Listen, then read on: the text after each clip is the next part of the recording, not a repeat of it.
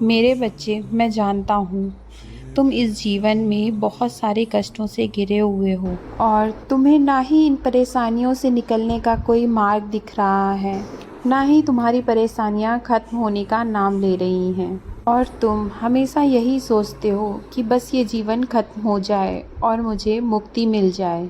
लेकिन क्या कभी तुमने सोचा है कि हर किसी के जीवन में इतने दुख तो नहीं होते जितने तुम्हारे जीवन में हैं। इसका भी तो कोई कारण है ना। यह शरीर तो मर जाता है, परंतु तुम्हारी आत्मा, इसका विनाश कभी नहीं होता। तुम पूर्व जन्म में जो कर्म करके आए हो, उसी के कारण ही तुम्हारे जीवन में कष्ट है। तुम्हारा कर्म केवल तुम्हारे शरीर तक सीमित नहीं है, यह तुम्हारी आत्मा के साथ जुड़ा हुआ है। तुम शरीर कितने भी क्यों ना बदल लो मेरे बच्चे, तुम्हें कर्मों के फल तो भुगतने ही पड़ेंगे। एकमात्र तुम्हारा अच्छा कर्म और मुझ पर समर्पण ही तुम्हें इन सारे कष्टों से बाहर निकाल सकता है।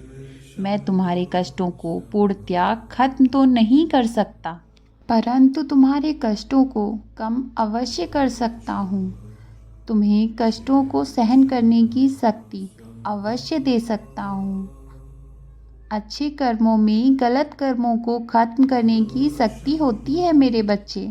परिस्थितियाँ कैसी भी हों, तुम्हें कभी भी गलत रास्ते का चुनाव नहीं करना है। किसी के लिए गलत भावना अपने मन में नहीं लाना है।